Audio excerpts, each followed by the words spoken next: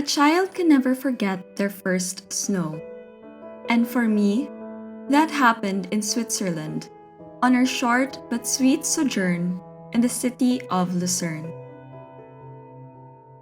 It started with a scenic boat ride from Lucerne to Altnachstad. From the deck, I could remember my budding excitement at watching the city pass me by as the snowy topped facade of Mount Pilatus drew closer and closer. Once off the boat, we then boarded the cogwheel train, which is said to be the steepest in the world. Taking around 30 minutes to climb, the base of the mountain was shrouded by tall green trees and pines. As we ascended, it slowly transitioned to some rocky outcrops until it finally shifted to a covering of snow with patches of short green grass. Once reaching Pilatus Kulm, I all but jumped from my seat and dashed into the cold air, getting my hands on the first patch of snow I could find. And there was a lot of it.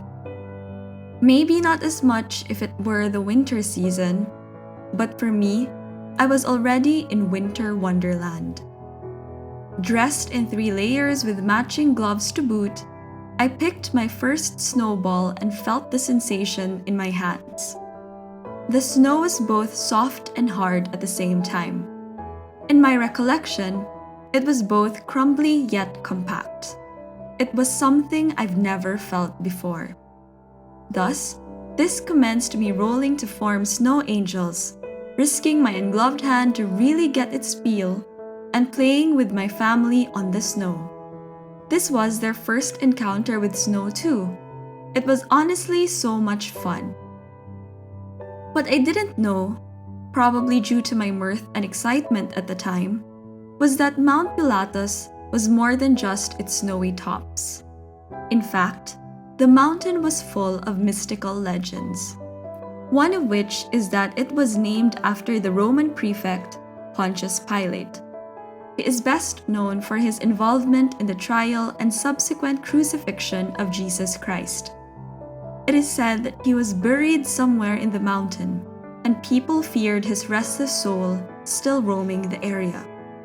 Another tale is that the mountain's veneer looked like the lying belly of a large man named Pilate.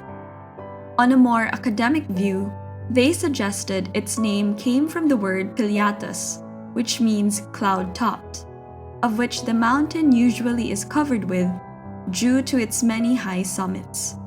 However, its most famous lore, and my favorite as well, is that it was the home of the dragons. According to legend, stemming from the medieval times, fire-breathing beasts with healing powers resided in this mount.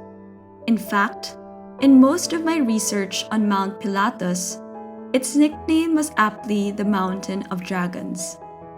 As a big fan of fantasy and adventure then and now, I wish I knew this when I stood at one of its peaks. It would have been much cooler to imagine that I was essentially stepping into the den of these great majestic creatures. Alas, my mind was full of anything but. Once we were finished and I've done everything I could think of in regards to snow activities, we descended the mountain via cable car. Through our decline, we witnessed the panoramic view of far-flung green mountains and hills, the blues of the river, and the metropolis cradled in between. It was a long ride, but it was well worth it with a view like that. As I've learned later on, Switzerland had an abundance of picturesque landscapes. This was just one of many. Upon arriving back in Lucerne, we traipsed our way through the city. We passed by the old town on the right side of the River Reuss. A mix of medieval and Renaissance buildings, it now consisted of shopping centers and the like. Further down the stream, we saw the famous Chapel Bridge and Water Tower. The oldest wooden bridge in Europe, the 14th century platform embodies their history as well as their strong ties with the Roman Catholic faith. This was especially intriguing because upon walking by its creaky yet sturdy pathway, we saw triangular paintings that depicted the story of Lucerne during the Counter-Reformation period.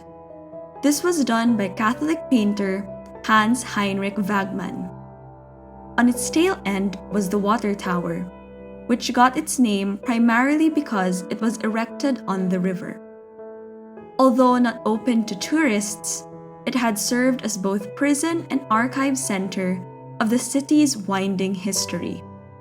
Indeed, looking over the river by the bridge, there was no sight unpleasing to the eye. Up above and side to side were ornate 17th century artworks. Down below was the river filled with so many swans. I swear I've never seen such a large bevy of swans before. And in front of me was the setting sun casting its glow on both the old and new parts of town. Top that with my snowcapade earlier that day, it would be safe to assume that I was beyond elated. Lucerne in Switzerland was but a blink of an eye. Yet within those moments, it promised so much beauty that one can never find elsewhere. There's much to explore, there's much to feel, and I can't wait to experience it all again, but hopefully be given a much longer time to stay.